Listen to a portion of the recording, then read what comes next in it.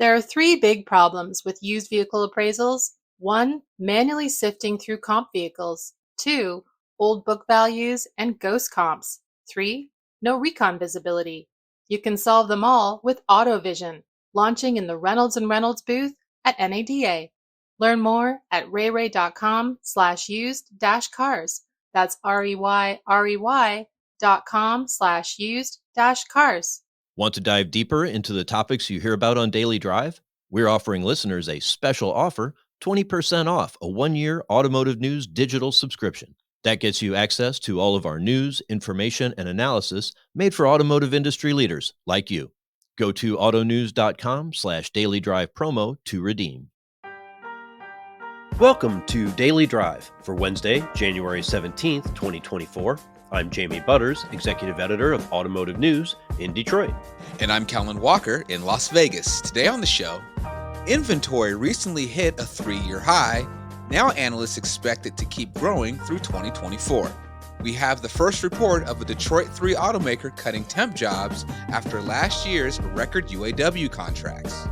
And one auto giant is in and another is out for Super Bowl advertising. Plus, Forvia CEO Patrick Koller joins the show to talk about the supplier's strategy to improve the passenger experience without driving up costs. We have to be very careful to offer the consumers vehicles which are nice, attractive, and affordable. Let's run through all the news you need to know to keep up in the auto industry. New vehicle inventory levels in the U.S. will continue to reach post-pandemic highs this year. That's according to a 2024 outlook from the data analytics firm Cloud Theory. The firm says easing supply-side constraints could push average monthly new vehicle counts to 3 million. Rick Wainscholl is Vice President of Data and Analytics at Cloud Theory. He expects inventory numbers will fall short of pre-pandemic levels because of sustained financial challenges at Tier 2 and Tier 3 suppliers. So there are still disruptions that are occurring in the supply chain. They're less prominent, but they're still there, and there are some parts that will just not be available. U.S. new vehicle inventories have been on the rise. Cox Automotive says they reached a 3-year high of 2.7 million last month. Canadian supplier Martin Rea International has closed an Ontario plant in the wake of Stellantis' decision to discontinue 4 vehicles. Martin Rea confirmed to our sibling publication, Automotive News Canada, that it has closed Martin Rea Fabco Metallic in Dresden. That's about 190 miles southwest of Toronto.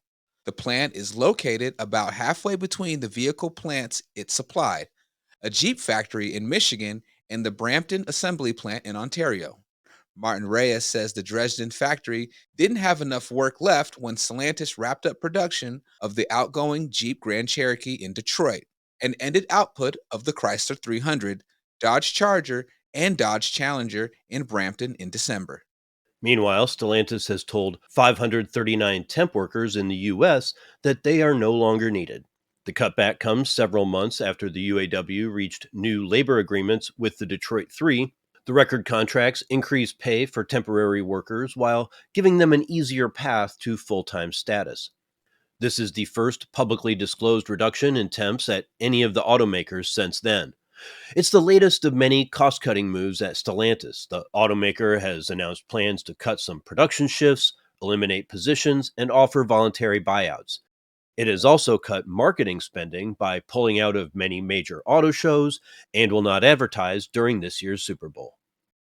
And Stellantis isn't the only automaker sitting out the big game this year. Toyota has been a regular Super Bowl advertiser, but it says it won't run an ad for the second straight year. The decision to stay on the sidelines is a bit of a surprise. Late last year, the automaker struck an expensive new deal to be the NFL's automotive sponsor. That standing gives Toyota the right to use the NFL trademarks in marketing. In a statement, Toyota suggests it would use those rights for experiential marketing on the ground here in Las Vegas, where the game will be held on February 11th. But there's at least one automaker that wants to get back in the action. Volkswagen says it will run a Super Bowl ad for the first time in a decade.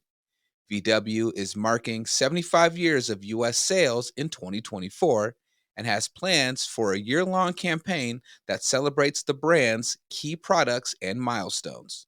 Kia is also planning to advertise in the Super Bowl for the third year straight. And those are today's headlines. Jamie, Stellantis cut 539 temp workers. In the record UAW contracts, pay was increased for temporary workers. Is this backlash from the contracts? Does Stellantis not need the temp workers because they can't afford them? What are your thoughts? Yeah, I mean, you're not wrong. Temp workers getting a lot more expensive for the Detroit Three, but I mean, that's the deal with being temporary workers. The automakers hire them to use them when they need them, but when they don't need them, they can get rid of them, and that's what they're doing. You see Stellantis cutting back. Like we said, they're the only company whose sales were down in the U.S. last year, so they just don't need as many people, and the temps are always the first to go. Gotcha. Coming up, Jamie caught up with Forvia CEO Patrick Koller during CES last week. We'll hear that conversation next on Daily Drive. Daily Drive is kicking off the new year by reviving an old name in a new format. We're bringing back a weekend drive edition of Daily Drive. Jamie and I will go deeper into the biggest automotive stories of the week. Every weekend, you'll hear fresh insights, analysis, and what has me running hot, if not overheated. To think that's going to get done in a year, a little over a year, is foolishly optimistic. That's a little dark, but let's shift to something a little more positive. You'll also hear from our experts in the newsroom here at Automotive News about the latest industry trends and topics. EV sales are not declining. That's the narrative we're kind of seeing outside of the industry. They aren't declining, but the pace of growth definitely has slowed. Come back this weekend for our Weekend Drive edition of Daily Drive. And of course, tune in every weekday for all the news you need to know to keep up in the auto industry. Data is the backbone of your used vehicle department. You need it to find accurate comp sets and to best understand your market in order to make precise appraisal and pricing decisions. But it feels like you're always struggling to get the information you need. How much time do you spend sifting through comps because there are outliers that don't match the vehicle you're appraising? Do you frequently make manual adjustments to pricing recommendations? Reynolds' newest inventory management solution, AutoVision, can help. AJ McGowan, president and founder of AutoVision, explains how. If you look at the way that cars are traditionally priced, you can get down to specifics in terms of, what zip code is it in and, what options does it have on it, some of those sorts of things. But the thing that's never really taken into account is, that dealer's, specific view of the market. Our goal with AutoVision was to use, technology that's available now to do real-time processing, which allows dealers to really set their view of the market into AutoVision. And then we use our tools to analyze the data that's there and show them this is what this vehicle is worth to you. AutoVision can help you run your used vehicle department with precise comp sets, real-time inventory data, and reconditioning insights.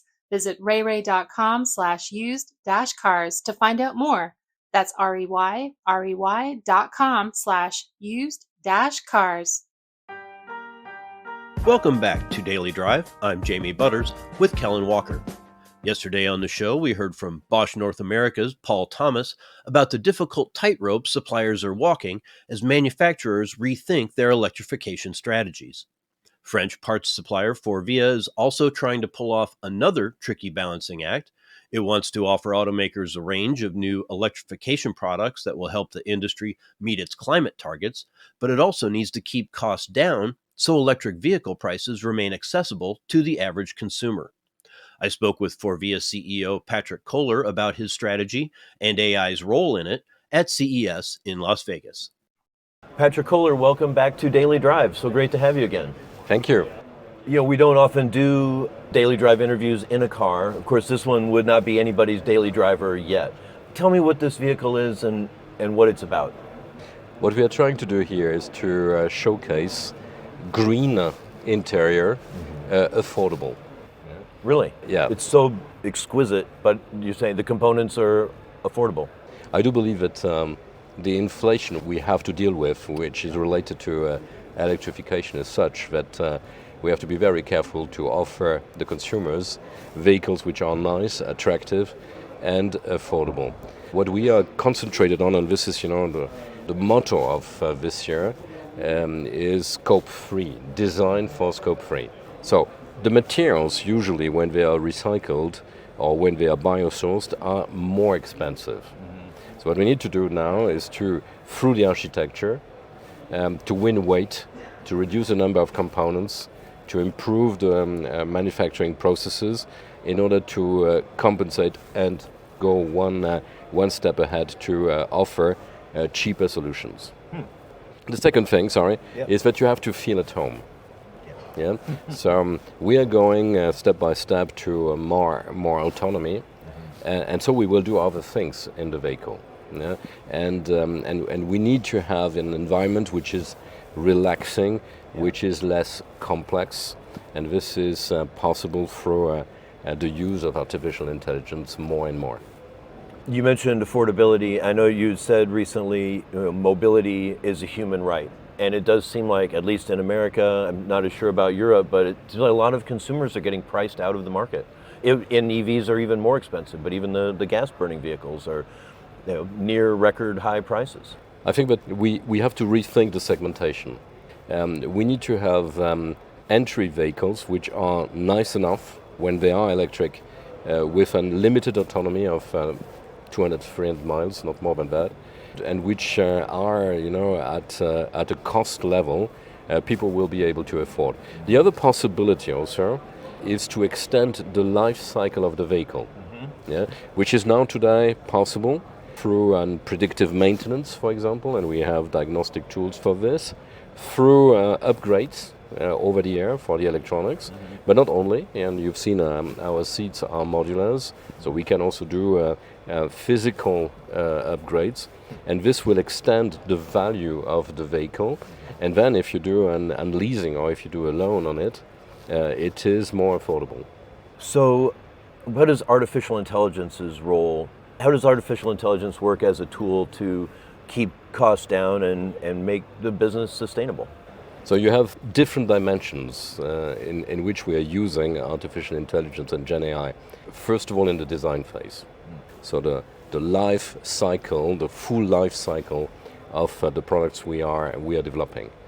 I do believe that the saving we can do, or we will have to do, is very significant. I estimate them between 40 to 50% of the actual costs. Really? Yeah. Like not even as a percentage of revenue, actual R&D spend, we should be able, so I don't know if finally it will be 40, 41, 42, but the magnitude is this one. Yeah? And you also understand that considering this magnitude, it's a fantastic opportunity, but it's also a threat. So if we don't do that, and if others do it, we will be pushed out of the game. So this is R&D. The other one is manufacturing. So here again, we will have to reduce our costs, increase the robustness, reduce the variability through artificial intelligence.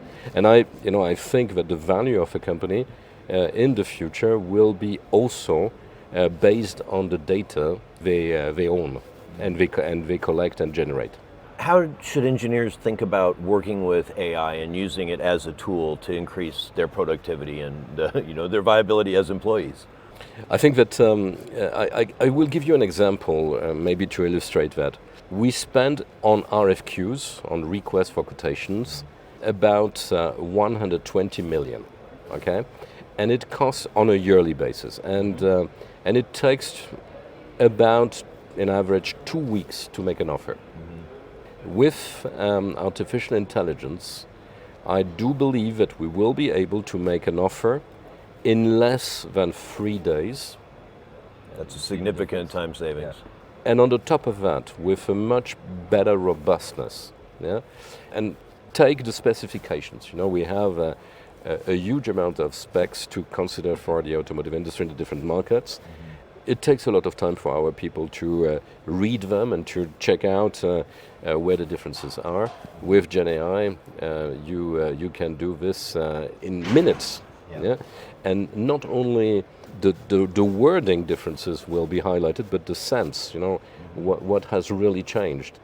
And you will be able to compare that with other specs, yeah? Right. And you will be able in real time to achieve an assessment of what it will cost and what will be the saving if you would do it differently. From my point of view, this is the big transformation. We will have two very significant transformations still in front of us. It's scope 3, sustainability, new materials, new designs, new architectures, and all what will be made possible with artificial intelligence. There are so many fascinating technologies in here. Do you have a favorite one, or is there one you'd like to show me or highlight to our audience? So where we have to be a little bit careful as engineers is to make sure that what we are offering is creating value for the consumer. Yeah. So this front part is interesting because it gives you an information while you do not have to be distracted from the road. And this is replacing an head-up display. And a head-up display has a significant cost and is also from a packaging point of view and challenge. Yeah?